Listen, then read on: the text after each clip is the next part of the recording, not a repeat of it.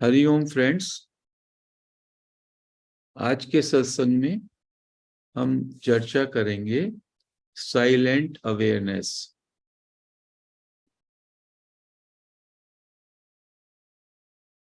इसका मतलब है केवल साइलेंस। साइलेंस का ही दूसरा नाम है।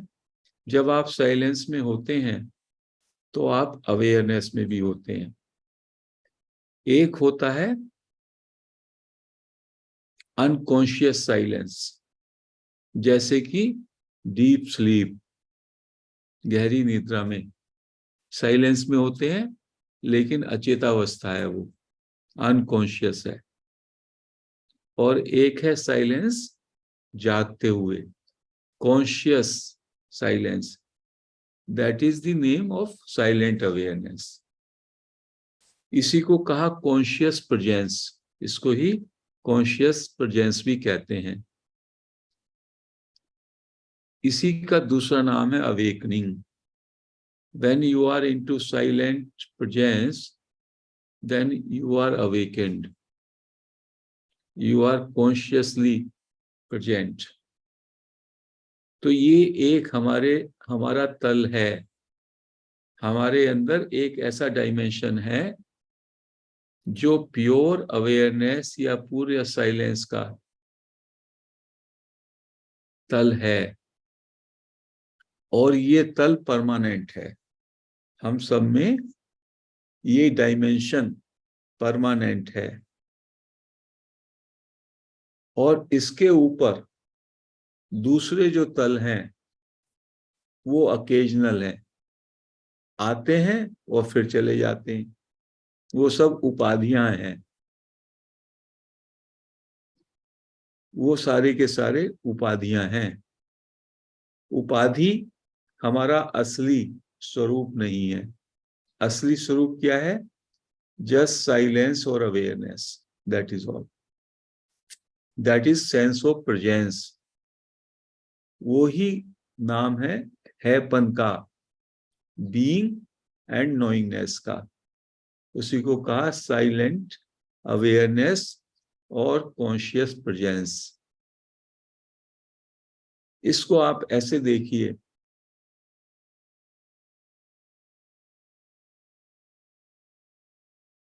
कोई भी स्थिति, कोई भी अवस्था में आप होते हैं, हाउ आर यू, कोई आपसे पूछता है, आप क्या कहते हैं? I am sad.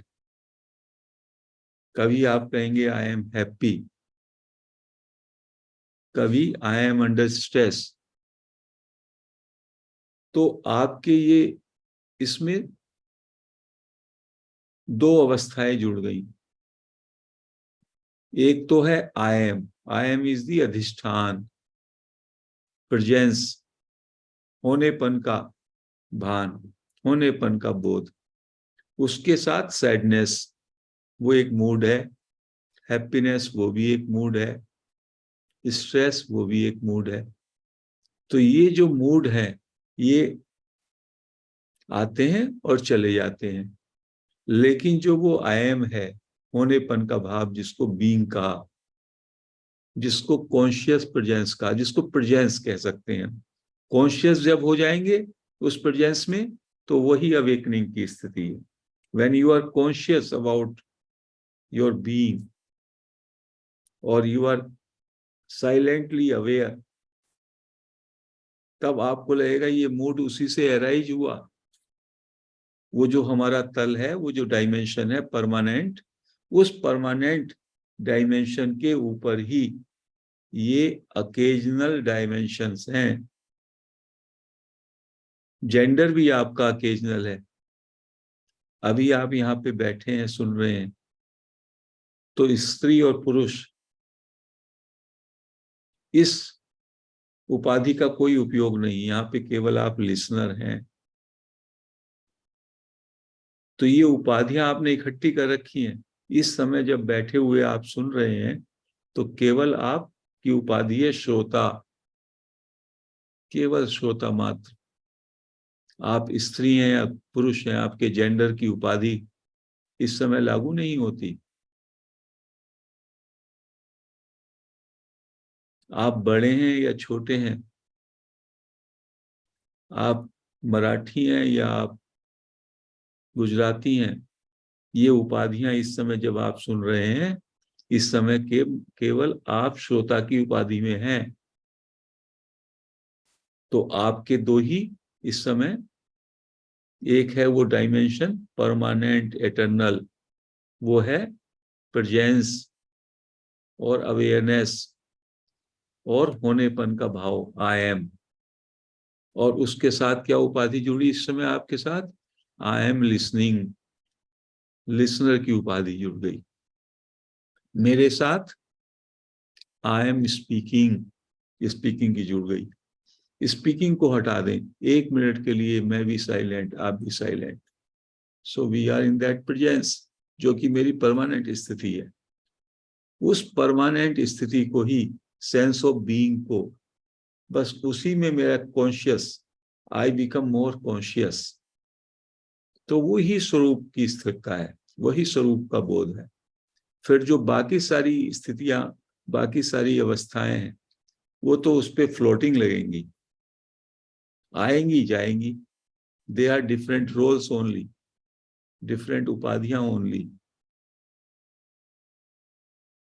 आपकी थाउजेंड्स उपाधियां हैं, आपके अकेजनल कितने रोल्स हैं? प्रातः काल से उठकर रात तक कितने आपके रोल होते हैं? जो विचार आया उसके साथ एक उपाधि बन जाती है। भाव आपके बदलते हैं, इमोशंस आपके बदलते हैं, विचार आपके बदलते हैं। लेकिन ये होता कब किसको है? ये आपकी उस डायमेंशन में हो रहा है जो कि परमानेंट है, और वही आपका स्वरूप है। उसका नाम दिया संतों ने आई एम। और आई एम ही जब आप ठहरेंगे तो और उसके भी बियॉन्ड आप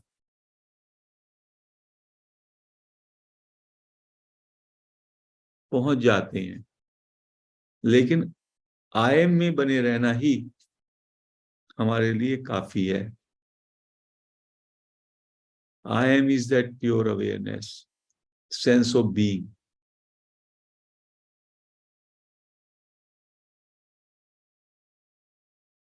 उसी को संतों ने कहा साइलेंट अवेयरनेस। और जब आप साइलेंट अवेयरनेस में होते हैं, तभी आपके अंदर रूपांतरण घटता है।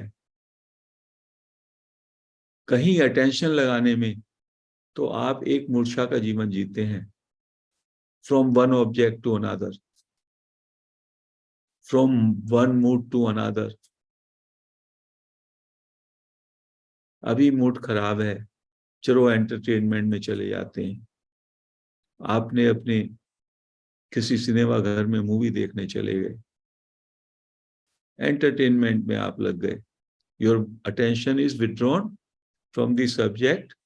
किसी में फंसे हुए थे आप, किसी दुविधा में थे, अरे मैं बहुत परेशान हूं। आपके किसी भाई बंधु, पति पत्नी ने कहा चलो मन हल्का कराते हैं, और आप सिनेमा घर में चले गए मूवी में, और 2-3 घंटे आप की अटेंशन, जो कि बहुत स्ट्रेस में थे वहां पे, उससे हटके वहां चली गई। तो एक मूर्छा से दूसरे मूर्छा में, तो ऐसा चेंज करने से कोई परमानेंट रूपांतरण नहीं होगा। ये तो केवल आपने एक सीन को छोड़ के, एक दृश्य को छोड़ के दूसरे दृश्य के साथ अपना संबंध कायम कर लिया। ये सब उथला है। संत कह रहे हैं इसमें इस तरह से भाग दौड़ लगाने से, कोई आपने रिट्रीट कर ली कहीं जाके, अच्छे मौसम पे पहाड़ पे सैर कर ली, तो ये सब मन के स्तर पे है, मन के स्तर पे। लेकिन जो मन से बियॉन्ड है, जो आपका वास्तविक हायर डायमेंशन है, एटर्नल परमानेंट, उसको यदि आप कभी भी उसके प्रति जागरूक हो पाए, जो कि स्वयं में जागरूकता है, तो बस कल्याण हो सकता है। और वो आपके इतने पास है, इतने पास है, आपके पास कहना भी उसको गलत होगा, वो आप स्वयं ही हैं। और उसी में ये सब घटता है, हैप्पीनेस, अनहैप्पीनेस, स्ट्रेस, बोलना, सुनना, देखना, सब कुछ तो उसी में घट रहा है। वही तो बैकग्राउंड है। बस उसी अवेयरनेस में ठहर जाएं, और उसी अवेयरनेस में ठहरने का सब में डायरेक्ट तरीका है, जस्ट बी साइलेंट। लेकिन कुछ लोग उस साइलेंस को ऑब्जर्व ऐसे ही कर लें, वो तो बड़ी बात है। कुछ नहीं कर पाते, तो महर्षि ने कहा डू सेल्फ इंक्वायरी। आई पे रुक जाओ, आई कुंजी है, आई पर बस रुके रहो, आई से बाहर ना निकलो, आई के भी और अंदर जाओ, आई से भी और बैकवर्ड चलो, सोर्स की ओर। जब हम सोर्स की ओर, आई के भी मूल में जाने की चेष्टा करेंगे, तो आई से ऊपर की तरफ नहीं आएंगे, बहिर्मुखता छूट जाएगी। ये जो तमाम उपाधियों का भंडार है, वो उपाधियों के साथ ना जुड़ पाएंगे, बल्कि जो उपाधियों का जनक है, उपाधियों का जो फादर है, आई या मदर, आई मूल, उसके भी मूल को जानने की चेष्टा में वो, उसका भी पलायन हो जाएगा, वो भी विलीन हो जाएगा। और फिर एक कॉन्शियस प्रेजेंस, एक अवेयरनेस, एक रियलिटी मात्र रह जाएगी। ये सारा बौद्धिक स्तर पे इसको ऐसे एक्सप्लेन कर सकते हैं।